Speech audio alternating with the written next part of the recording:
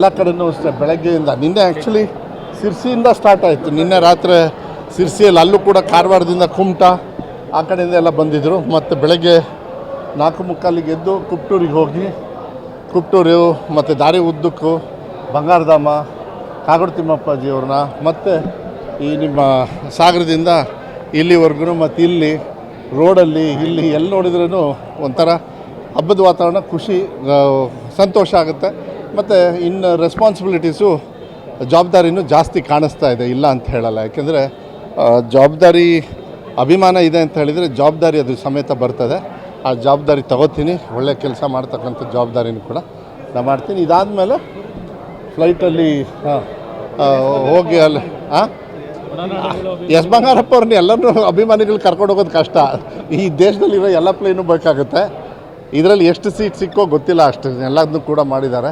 ಸುಮಾರು 38 ಜನರು ಅವರೆಲ್ಲ ನಾವು ಒಂದು ಅರ್ಥ ಮಾಡ್ಕೋಬೇಕು. ನಾನು ಸಂತೋಷ ಇದ್ದೀನಿ, ಅವ್ರು ನನಗೆ ಬಂದು ಹುಟ್ಟಿದಬ್ಬ ಆಚರಿಸೋದಕ್ಕೆ ಹೇಳೋದಕ್ಕೇ ಎಷ್ಟು ಖುಷಿಯಿಂದ ಹೇಳ್ತಾರೆ. ಆದರೆ ನಾವೇನಾದ್ರು ಇವತ್ತು ಈ ಖುಷಿಯಾದ ವ್ಯವಸ್ಥೆಯಲ್ಲಿದ್ದೀವಿ, ಒಂದು ಕಾರಲ್ಲಿ ಓಡಾಡ್ತಾ ಇದ್ದೀವಿ, ಪ್ಲೇನ್ ನಾವು ಕೂಡ ಹತ್ತಿ ಓಡಾಡ್ತಕ್ಕಂಥ ಒಂದು ಶಕ್ತಿ ಕೊಟ್ಟಿದ್ದರೆ ಅದು ಈ ಬಂಗಾರಪ್ಪಾಜಿಯವರ ಅನ್ವಯಿಗಳು. ಅವರು ಎಲ್ಲ ಹೋರಾಟ ಮಾಡಿ ಹಗಲು ರಾತ್ರಿ ದುಡಿದು ಬಂಗಾರಪ್ಪಾಜಿಯವ್ರಿಗೆ ಶಕ್ತಿ ಕೊಟ್ಟರು. ಬಂಗಾರಪ್ಪಾಜಿಯವರ ಹೆಸರಲ್ಲಿ ಅವ್ರ ನಡೆಯಲ್ಲಿ ಅವ್ರ ಹಾದಿಯಲ್ಲಿ ನಾನು ನಡ್ಕೊಂಡು ಹೋಗ್ತಾಯಿದ್ದೀನಿ. ಅವ್ರಿಗೇನೋ ಒಂದು ನಮಗೆ ವಿಶ್ ಮಾಡಿದೆ. ಆವಾಗ ನಾನು ಅಂದ್ಕೊಂಡೆ, ಕೆಲವ್ರು ಮುಖಂಡರಿಗೆ ಹೇಳಿದೆ ಬನ್ನಿ ಎಲ್ಲರೂ ಪ್ಲೇನಲ್ಲಿ ಹೋಗೋಣ ಅಂತ. ಅವರಿಲ್ಲ ಬೇಡ ಅಂದರು. ಆಮೇಲೆ ಏನಾದ್ರು ಮಾಡಬೇಕಲ್ಲ ಅಂತ ಹೇಳಿದಾಗ ನನಗೆಲ್ಲ ಒಂದು ರೀತಿಯಲ್ಲಿ ಇವ್ರನ್ನೆಲ್ಲ ಕರ್ಕೊಂಡು ಹೋದರೆ ಮೋಸ್ಟ್ಲಿ ನಮ್ಮ ತಂದೆಯವ್ರ ಜೊತೆಗೆ ನಾನು ಪ್ರಯಾಣ ಮಾಡ್ತಾಯಿದ್ದೀನಿ ಅಂತಕ್ಕಂಥದ್ದು ಭಾವನೆ ಆಗಬೇಕು. ಸೊ ಅದಕ್ಕೆ ಕೇಳಿದೆ ಬೆಳಗ್ಗೆ, ಎಲ್ಲ ಪಾಪ ಬಂದಿದ್ರಲ್ಲಿ ಬಂಗಾರಧಾಮದಲ್ಲಿ ಪ್ಲೇನ್ ಹತ್ತಿದ್ರ ಅಂದೆ. ಇಲ್ಲ ಅಂದರು. ಸಾಹೇಬರು ಕರೆದಿದ್ದರು ಡೆಲ್ಲಿಗೆ ಹೋಗೋಕ್ಕೆ, ನಾವೇ ಹೆದರಿ ಹೋಗಲಿಲ್ಲ ಅವಾಗ ಅಂದರು. ಅದಾದಮೇಲೆ ಕೇಳಿದೆ ಪ್ಲೇನ್ ನೋಡಿರ ಅಂತ. ಹಾಗೆ ದೂರದಲ್ಲಿ ಹಿಂಗೆ ನೋಡೇನಿ ಅಂದರು. ಸೊ ನನಗನ್ಸುತ್ತೆ it's not a very big aircraft ಇದು, ಬಟ್ ಹೋಗಬೇಕು, ಅವ್ರ ಜೊತೆಗೆ ಆ ಅನುಭವನ ಪಡಿಬೇಕು, ಹೆಂಗಿರುತ್ತೆ ಅದನ್ನು ಮಾಡಬೇಕಾಗತ್ತೆ. ಖುಷಿ ಆಗುತ್ತೆ. ನಾನು ಹೇಳಿದ್ನಲ್ಲ, ಇದೆಲ್ಲ ಜವಾಬ್ದಾರಿ, ನಾವೆಲ್ಲ ಹಂಚ್ಕೊಳ್ಬೇಕಾಗತ್ತೆ, ಸಂತೋಷ ಹಂಚ್ಕೊಳ್ಬೇಕಾಗತ್ತೆ. ಇದಾದಮೇಲೆ ಬೆಂಗಳೂರಲ್ಲಿ 2 ಕಡೆ ಕಾರ್ಯಕ್ರಮ ಮಾಡ್ಕೊಂಡಿದ್ದೀವಿ. ಸೊರಬದವರು ಒಂದು ಊಟ ಇಟ್ಕೊಂಡಿದ್ದಾರೆ ಅಲ್ಲಿ ಬೆಂಗಳೂರಲ್ಲಿ. ಅಲ್ಲೇ ಸೊರಬದವ್ರು ಯಾರು ಬೆಂಗಳೂರಲ್ಲಿ ವಾಸಿಸ್ತಾ ಇದ್ದಾರೆ ಅವರೆಲ್ಲ ಬಂದು ಹೋಗಿ ಅಂದರು. ಸೊ ನಾನು ಶಿವಣ್ಣವ್ರಿಗೂ ಮಾತಾಡಿದೆ, ಶಿವಣ್ಣವ್ರಿಗೆ ಒಂದು 10 ನಿಮಿಷ ಬಂದು ಹೋಗಿ ಅಂತ. ಶಿವಣ್ಣರಿಲ್ಲ ನಾನು ಬರ್ತೀನಿ ಅಂದರು. ಯಾಕೆಂದರೆ ಅವರು ಮೊನ್ನೆ ಒಂದು ಊಟ ಇಟ್ಕೊಂಡಿದ್ರು ಸೊರಬದವರು. ಆ ಟೈಮಲ್ಲಿ ಶಿವಣ್ಣವ್ರಿಗೆ ಟ್ರೀಟ್ಮೆಂಟಲ್ಲಿದ್ದರು, ಬರಲಿಲ್ಲ.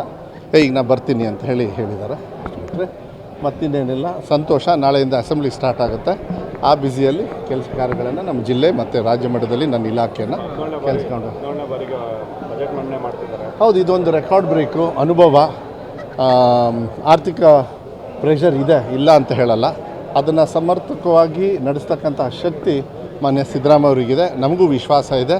ಮತ್ತು ಹೋದ ವರ್ಷ ಜಾಸ್ತಿ ಕೊಟ್ಟರು ನನ್ನ ಇಲಾಖೆಗೆ. ಈ ಸತಿ ಇನ್ನೂ ಕೂಡ ನಾನು ಕೆಲವು ಯೋಜನೆಯನ್ನು ಹಾಕ್ಕೊಂಡಿದ್ದೀನಿ, ಅದು ಗೊತ್ತಾಗುತ್ತೆ 7ನೇ ತಾರೀಕಿಗೆ ತಮಗೆ. ಮಕ್ಕಳ ಒಂದು ಶೈಕ್ಷಣಿಕವಾಗಿ ಒಳ್ಳೆ ರೀತಿಯಲ್ಲಿ ಮಾಡ್ಕೊಂಡು ಹೋಗ್ತಕ್ಕಂಥ ಇಲ್ಲ. ಶಿವಮೊಗ್ಗದ ಮೊನ್ನೆ ಹೇಳಿದೆ ನಾನು, ಆಡಳಿತ ಭವನ ಮತ್ತು ಕೆಲವು ನೀರಾವರಿ ಇನ್ನೂ ಇನ್ಕಂಪ್ಲೀಟ್ ಇದ್ದಾವೆ. ಈಗ ದಾರಿಯಲ್ಲಿ ಬರಬೇಕಾದ್ರೆ ಹಾರದ ಜೊತೆ ಅರ್ಜಿನೂ ಬಂದವು, ಅವೆಲ್ಲ ಆಗೋಗಿದೆ ಕೆಲಸ, ಕೆಲವು ಚಿಕ್ಕ ಪುಟ್ಟ ಅದೆಲ್ಲ ಮಾಡಬೇಕು. ಯಾಕೆಂದರೆ ಮಲೆನಾಡು ಭಾಗದಲ್ಲಿ ನಾವು ನೀರಿಗೆ ಹಾಹಾಕಾರ ಮಾಡಬಾರ್ದು. ಎಷ್ಟು ನಮ್ಮ ರಿಸೋರ್ಸಸ್ ಇದೆ ಅದನ್ನು ನಾವು ಉಪಯೋಗ ಮಾಡ್ಕೊಳ್ತಕ್ಕಂಥದ್ದು ನಮ್ಮ ಜವಾಬ್ದಾರಿ ಆಗುತ್ತೆ. ಅದನ್ನಾಗಲೇ ಇಂಜಿನಿಯರ್ಸ್ ಜೊತೆಗೆ ನಾನು ಹೇಳಿದ್ದೀನಿ, you have to go into the depth. ಎಷ್ಟೊಂದು ನಮಗೆ ಗೊತ್ತಿರಲ್ಲ, ಅವ್ರು ಇನ್ನೂ ಚೆನ್ನಾಗಿ ನಮಗೆ ಸಹಕಾರ ಮಾಡಬೇಕು. ಅಧಿಕಾರ ಇದ್ದಾಗ ಕತ್ತೆ ಥರ ದುಡಿದು ಆ ಸೇವೆ ಮಾಡಿಬಿಟ್ರೆ ನಾಳೆ ಅವರು ನೆನಪಿಟ್ಕೊಳ್ತಾರೆ. ಅದಕ್ಕೆ ನಾನಂತೂ ರೆಡಿ ಇದ್ದೀನಿ. ಮತ್ತೆ ಪದೇ ಪದೇ ಹೇಳ್ತೀನಿ ಅಂತ ಅಂದ್ಕೊಳ್ಳೋಕೆ ಹೋಗಬೇಡಿ. ಶರಾವತಿ ಸಂತ್ರಸ್ತರು ಏನಿದ್ದಾರೆ ಇನ್ನು ಸಂತ್ರಸ್ತರಲ್ಲ, ಅವರಿಗೆ ಉತ್ತರವನ್ನು ಕೂಡ ಕೊಡ್ತಕ್ಕಂಥ ವ್ಯವಸ್ಥೆ ಕೇಂದ್ರ ಸರ್ಕಾರದವರು ಮಾಡ್ತಾಯಿದ್ದಾರೆ. ಮತ್ತು ನ್ಯಾಯಾಲಯನೂ ಕೂಡ ಒಂದು ನಮಗೆ ಒಳ್ಳೆ ರೀತಿಯಲ್ಲಿ ದಾರಿ ತೋರಿಸಿದ್ದಾರೆ. ನಾವಂತೂ ನಮ್ಮ ರಾಜ್ಯ ಮಟ್ಟದಲ್ಲಿ ನಾವು ಕೆಲಸವನ್ನು ಇಲ್ಲ, ಅದನ್ನು ಬಂತು. ಅದನ್ನು ನಾನು ಭಾಳ ಸೀರಿಯಸ್ಸಾಗಿ ನಾನು ಅದನ್ನ ತೊಗೊಳ್ತಾ ಇದ್ದೀನಿ. ಅದನ್ನು ಎಲ್ಲ ಥರದ ತನಿಖೆ ಮಾಡಿ ಆಮೇಲೆ ಇದರಲ್ಲೆಲ್ಲ ನಾನು ಹಿಂದೆ ಮುಂದೆ ನೋಡಲ್ಲ. ಏನು ತಪ್ಪಾಗಿದೆ, ಯಾರೂ ಅವ್ರನ್ನ ರಕ್ಷಣೆ ಮಾಡೋದಕ್ಕಾಗೋದಿಲ್ಲ, ಯಾವುದೇ ಕಾರಣಕ್ಕೂ ಆಗೋದಿಲ್ಲ. ತಪ್ಪಾದರೆ ಅವರಿಗೆ ಕಾನೂನುಬದ್ಧವಾಗಿ ಶಿಕ್ಷೆಯನ್ನು ಏನಾಗಬೇಕೋ ಅದಾಗ್ತದೆ.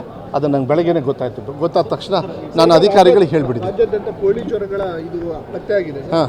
ಮಕ್ಕಳಿಗೆ ಮೊಟ್ಟೆ ಕೊಡೋ ನಿಟ್ಟಿನಲ್ಲಿ ಅದನ್ನು ಸ್ಥಗಿತಗೊಳಿಸುವಂತ ಇಲ್ಲ, ಮೊಟ್ಟೆಗೆ ಕೋಳಿಗೆ ಡಿಫ್ರೆನ್ಸ್ ಇರ್ತದೆ. ಅದು ನನಗೆ ಗೊತ್ತಿರೋ ಪ್ರಕಾರ, ನನ್ನ ಭಾವನೆಯಲ್ಲಿ. ಹೋದ ಸತಿ ಎಲ್ಲ ಮುಂಚೆ ಎಲ್ಲ ಆದಾಗ ನಾವು ಮೊಟ್ಟೆ ಎಲ್ಲ ತಿಂತಾಯಿದ್ವಿ, ಏನು ಪರವಾಗಿಲ್ಲ.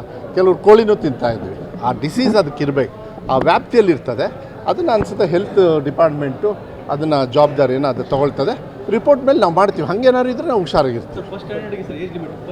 ಅಲ್ಲ 6 ಅದು ಕೋರ್ಟಲ್ಲಿ ಇರೋದ್ರಿಂದ ಯಾರು ಕೋರ್ಟಿಗೆ ಹೋಗಿದ್ರು ಮತ್ತು ಅವ್ರು ಕೋರ್ಟಿಂದನೇ ತರಬೇಕಾಗತ್ತೆ. ಅದು ನಾನು ಕೋರ್ಟ್ ಇದನ್ನು ಪಾಲನೆ ಮಾಡಬೇಕಾಗತ್ತೆ. ನಾನು ನಾನು ಕಾನೂನು ಮಾಡೋದಕ್ಕಾಗೋದಿಲ್ಲ ಕೋರ್ಟ್ ವಿರುದ್ಧ. ಅದು